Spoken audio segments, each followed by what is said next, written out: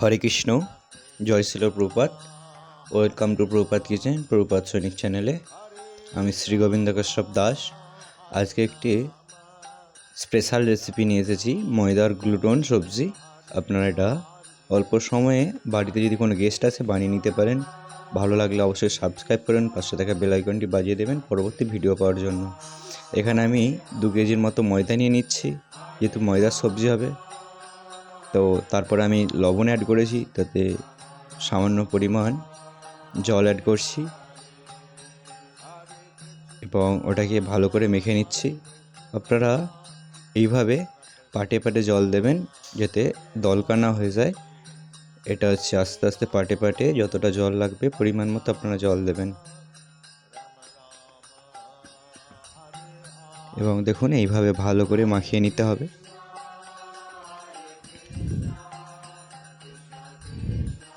সুন্দরভাবে মাখিয়ে একদম এইভাবে পাতলাভাবে মাখাবেন। তারপরে আমি এখানে 2-3 ঘন্টা চাপা দিয়ে রেখে দিয়েছিলাম। আমি 3 ঘন্টা রেখেছিলাম। তারপর 3 ঘন্টা পর এখানে জল দিয়ে ভালো করে ধুয়ে নিতে হবে। পাটে পাটে ধোবো। দেখুন, দুধের মতো পুরো জলটা বেরিয়ে যাবে। যখন দেখবেন জলটা একদম পাতলা হয়ে গেছে, তখন ধোয়া বন্ধ করে দেবেন এবং এইভাবে দুধের মতো বেরিয়ে যাবে জলটা পাটে পাটে সুন্দরভাবে। আপনারা ওইভাবে ভালো করে বারবার ধুতে থাকবেন টাইম নিয়ে। এইভাবে যতক্ষণ না জলটা পাতলা হচ্ছে না, আপনারা ধুতে থাকবেন। দেখুন, এই রকম যখন সুন্দরভাবে হয়ে যাবে, গ্লুটন বেরিয়ে যাবে, তখন আপনারা ধোয়া বন্ধ করে দেবেন। দেখুন কি সুন্দর হয়ে গেছে গ্লুটনটা। এরপর আমি এটাকে তেলে ভেজে নেব ভালো করে জল ঝরিয়ে। প্রথমে আমি তেলটাকে ভালো করে গরম করে নেব।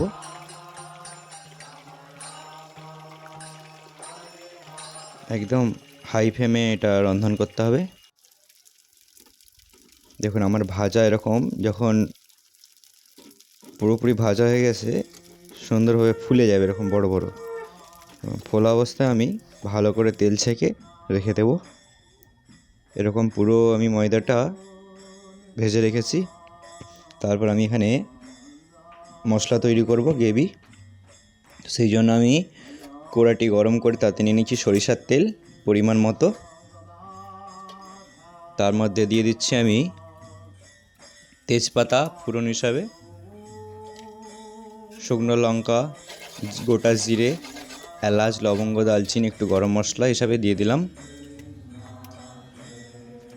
তারপর আমি এখানে হালকা চিনি অ্যাড করছি। এখানে চিনি দেওয়ার কারণ হচ্ছে যাতে ভালো কালার আসে। তেলে চিনি দিয়ে একটু লাড়লে ভালো কালার আসে। তারপর আমি এখানে ক্যাপসিকাম দিয়ে দিচ্ছি, সবুজ ক্যাপসিকাম। ক্যাপসিকামটা একটু ভেজে নিয়ে তার মধ্যে আমি অ্যাড করে দিচ্ছি টমেটো।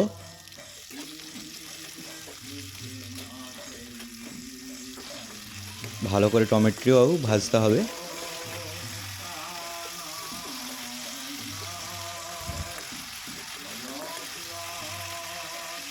এরপর আমি এখানে আদা বাটা অ্যাড করে দিলাম কিছুটা।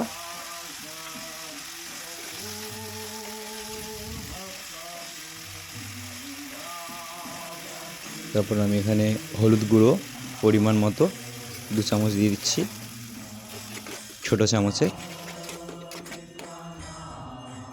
তারপর আমি এখানে এভারেস্টের হিংরাজ কিছুটা দিয়ে দিলাম। দিয়ে ভালো করে একটু কষতে থাকবো। তারপরে যাতে টমেটোটা গলে যায়, সেই জন্য আমি 2 চামচের মতো এখানে লবণ অ্যাড করলাম। লবণ দেওয়ার জন্য টমেটোটা তাড়াতাড়ি গলে যাবে। এখানে ভালো করে আমি মশলাটি কষবো। এরপর আমি কিছু গুঁড়া মশলা অ্যাড করব। এখানে আমি ভেজে রাখা জিরে গুঁড়ো দিয়ে দিচ্ছি, তারপর ধনে গুঁড়ো। এগুলো আমরা বাড়িতে বানাই। জিরে ধনেকে ভালো করে গরম করে তারপরে গুঁড়িয়ে আমরা এখানে ইউজ করি সবজিতে। এখানে আমি সাম্বার মশলা 2-3 চামচ দিয়ে দিলাম। আমরা প্রত্যেকটা সবজিতেই প্রায় সাম্বার ইউজ করি। সাম্বার ন্যাচারালি খুব ভালো একটি মশলা, এভারেস্টের সাম্বার। এখানে আমি কোনো লঙ্কা গুঁড়ি ইউজ করছি না, এখানে আমি কাশ্মীরি লঙ্কা গুঁড়ো অ্যাড করছি। আপনারা এইভাবে সুন্দরভাবে ধৈর্য সহকারে কষতে থাকবেন। আমি এখানে সুন্দরভাবে ধৈর্য সহকারে মশলাটি কষতে থাকছি এবং সামান্য পরিমাণ যাতে মশলাটা কড়ার মধ্যে না লেগে যায় সেজন্য আমি কিছুটা পরিমাণ জল দিয়ে দিয়েছি। এরপর জল দিয়ে ভালো করে আরও মশলাটা ভালোভাবে কষবো সময় নিয়ে। যেহেতু ভগবানের রন্ধন হচ্ছে সেহেতু আমাদেরকে রন্ধনটা খুব ধৈর্য সহকারে নিষ্ঠা সহকারে রন্ধন করতে হবে। আমি এখানে আরেকটু চিনি অ্যাড করে দিচ্ছি সবজির গোপন একটা টেস্ট পাওয়ার জন্য। এখানে আমি কিছুটা কাসুরি মেথি অ্যাড করলাম। তারপর আমি এখানে শাহি গরম মশলা সামান্য পরিমাণ দিয়ে দিলাম। অনেকে শেষে দেয়, আমরা এখানে মিডিয়াল অ্যাড করি, কারণ শেষে দিলে একটা গরম মশলার কেমন গন্ধ ওঠে, আর সেই গন্ধটা আমার ভালো লাগে না। সেই জন্য যখন মশলাটা কষবো তখনই আমি গরম মশলাটা অ্যাড করি। আপনারা শেষেও অ্যাড করতে পারেন।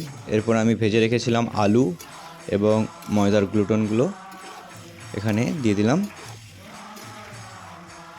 এখানে অনেকে ময়দার ধোকা বলতে পারেন, অনেকে বলে ময়দার কাশ্মীরি পনির। এটাকে ময়দা অ্যাকচুয়ালি বলা হয় ময়দার গ্লুটিন। আমি এখানে গ্লুটিন বলি ময়দার।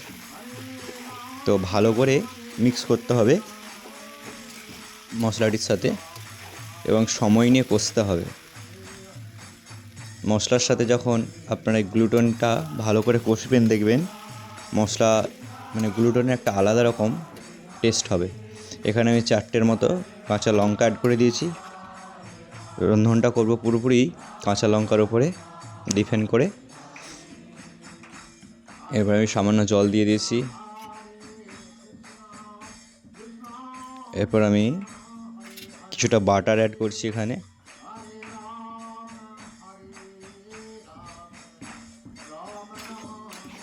ভালো লাগলে অবশ্যই আপনার এই চ্যানেলটা আমার সাবস্ক্রাইব করবেন, অত্যাধিক পরিমাণে শেয়ার করবেন, যাতে আমরা এইভাবে নতুন নতুন রেসিপি নিয়ে এসে আপনাদের বাড়িতে পৌঁছে দিতে পারি।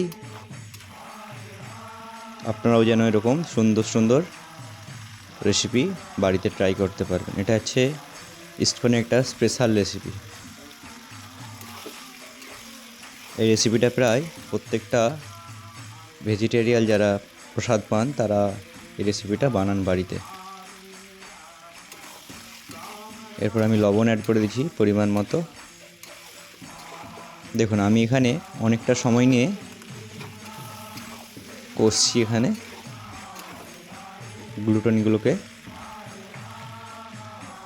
এরপর আমি পরিমাণ মতো জল অ্যাড করে দিচ্ছি। যদি আপনারা এখানে একটু রস রাখতে চান তাহলে আপনারা জল দেবেন, আর যদি কষা রাখতে চান তাহলে জল দেবেন না। আমি এখানে একটু রসা রাখবো, যেহেতু আমি এটা অন্যের সাথে ব্যবহার করব। দেখুন কত সুন্দরভাবে রেডি হয়ে গেছে। দেখুন একদম তেল ছেড়ে দিয়েছে দারুণভাবে। রেডি হয়ে গেছে।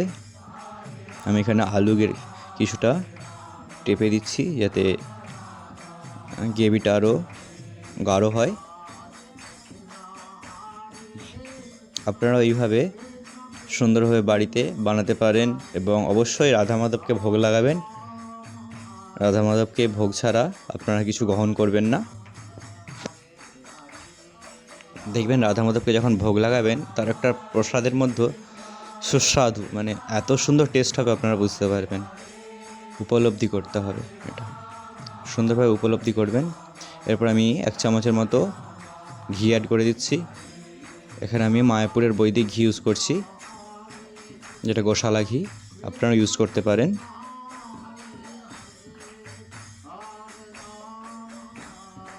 দেখুন এইভাবে আমি কিছুটা ফুটিয়ে নিচ্ছি সময় ধরে। আমার প্রায় রেডি হয়ে গেছে। আপনারা এইভাবে সময় নিয়ে ধৈর্য সহকারে সেই রাধা মাধবের জন্য এই রেসিপিটা বাড়িতে ট্রাই করতে পারেন। দেখবেন আপনার বাড়ির লোক খুব আনন্দ সহকারে এটা গ্রহণ করবে মহাপ্রসাদ রূপে। দেখুন আমার রেডি মহাপ্রসাদ। এরপর আমি ঠান্ডা করে ভগবানকে ভোগ লাগাবো। দেখুন কত সুন্দর লাগছে, ভগবানের ভোগ রেডি। মহাপ্রসাদে গোবিন্দে দেখুন কত সুন্দর লাগছে নাম এবং ব্রহ্মণি খেতেও অবশ্যই সুন্দর লাগবে। আপনারা বাড়িতে এই রেসিপিটা ট্রাই করবেন, ভগবানকে ভোগ লাগাবেন এবং সবাইকে প্রসাদ পাবেন। দেখুন কত সুন্দর।